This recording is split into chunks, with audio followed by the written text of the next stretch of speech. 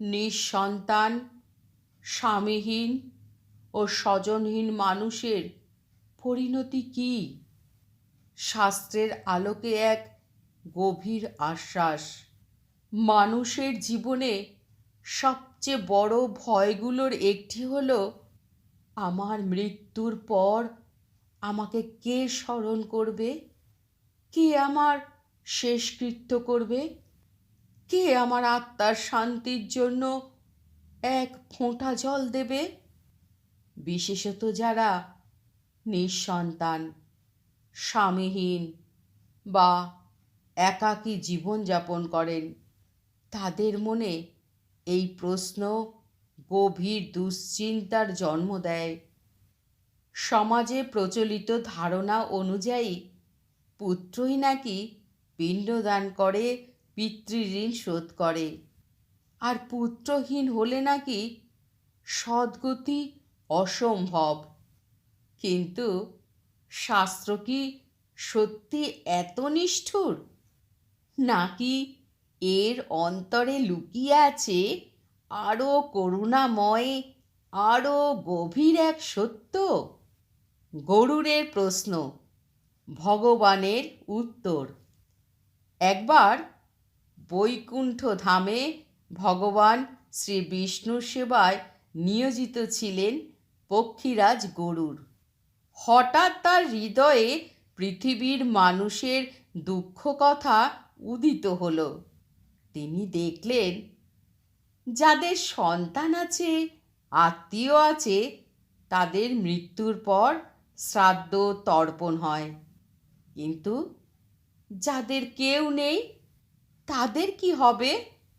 এই গভীর করুণা নিয়ে গরুড় ভগবানকে প্রশ্ন করলেন, প্রভু, যাদের পুত্র নেই, স্বজন নেই, তাদের মৃত্যুর পর কে পিণ্ডদান করবে? তারা কি তবে চিরকাল অবহেলিত থাকবে? ভগবান বিষ্ণু তখন মৃদু হাসলেন। সেই হাসিতে ছিল অনন্ত আশ্বাস। তিনি বললেন, হে গরুড়, তুমি মানুষের বাহ্যিক ব্যবস্থা দেখছ, কিন্তু আমি দেখি হৃদয়ের ভক্তি। যার কেউ নেই, তার ভার আমি নিজেই নিই। শাস্ত্রের গূঢ়বাণী। ভগবান তখন এক গভীর সত্য প্রকাশ করলেন। দান, যজ্ঞ, সন্তান বা আত্মীয়, এগুলো সহায়ক হতে পারে, কিন্তু চূড়ান্ত মুক্তির একমাত্র ভিত্তি হল ঈশ্বর ভক্তি। যার হৃদয়ে ঈশ্বরের প্রতি অবিচল আস্থা আছে, তার জন্য ঈশ্বর নিজেই পিতা, পুত্র, বন্ধু ও আশ্রয়। শাস্ত্রের মর্মার্থ হল, ভক্তি সর্বশ্রেষ্ঠ পিণ্ড। এক নিঃসঙ্গ বৃদ্ধার জীবনের শিক্ষা। এককালে এক বৃদ্ধা ব্রাহ্মণী ছিলেন। না স্বামী, না সন্তান, না ধন সম্পদ।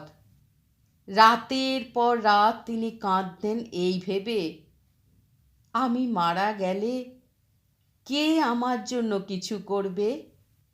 একদিন এক মহিষী তার কুটিরে এলেন।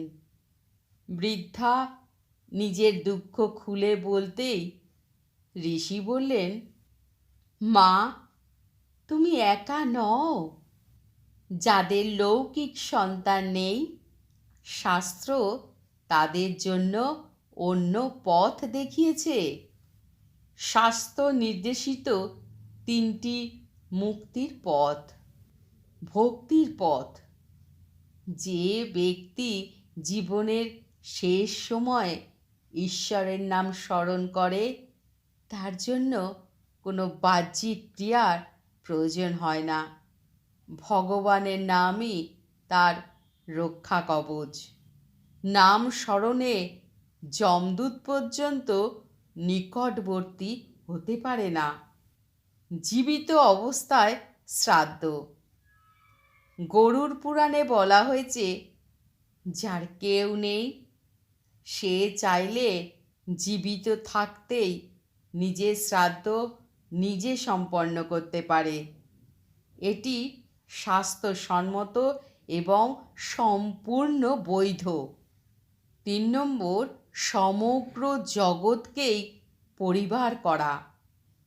ক্ষুধার্তকে অন্নদান, তৃষ্ণার্তকে জলদান, পশু পাখির সেবা, এই নিঃস্বার্থ কর্মই হয় অদৃশ্য পুণ্য, যা পরলোকে সহায় হয়।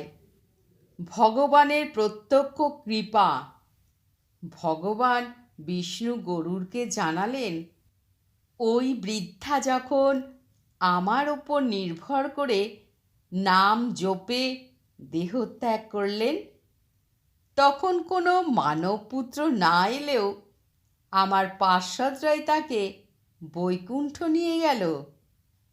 কারণ যে আমাকে নিজের সব কিছু মনে করে, আমি নিজেই তার পুত্র হয়ে তার দায়িত্ব নিই।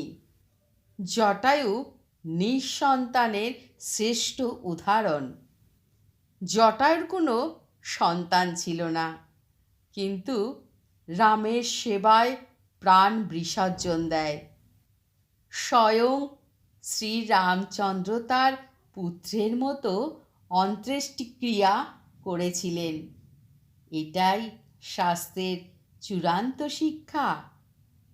ভক্তির কাছে রক্তের সম্পর্ক তুচ্ছ।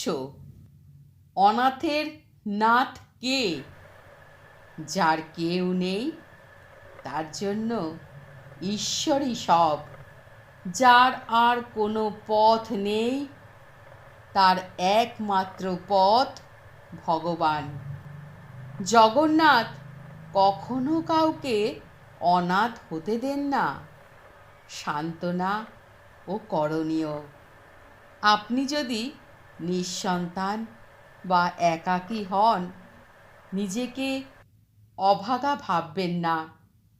আপনার জন্য করণীয়, প্রতিদিন ঈশ্বরের নাম জপ করুন, সাধ্যমতো দান ও সেবা করুন, নিজেকে ঈশ্বরের চরণে সমর্পণ করুন। মনে রাখবেন, যাদের সংসার ছোট তাদের ঈশ্বরের পথে হাঁটা সহজ। যিনি দ্রৌপদীকে রক্ষা করেছেন, যিনি জটায়ুকে পুত্রত্ব দিয়েছেন, তিনি আপনাকেও ভুলবেন না। শেষ কথা বলি, আপনি একা নন। ঈশ্বর আপনার সঙ্গে আছেন। নির্ভয়ে তার নাম নিন। আপনার গতি নিশ্চিতভাবেই মঙ্গলময় হবে। হরি বল, হরি বল, হরি বল। যদি আমার এই পাঠ আপনাদের ভালো লেগে থাকে, অবশ্যই কমেন্ট করে জানাবেন। আর আপনারা কি কি গল্প আমার কাছ থেকে শুনতে চাইছেন সেটাও কমেন্ট করে জানাবেন।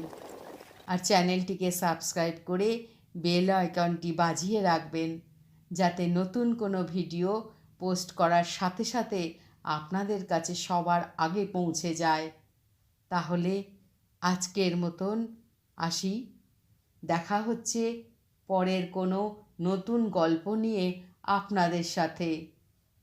হরি বল, হরি বল, হরি বল।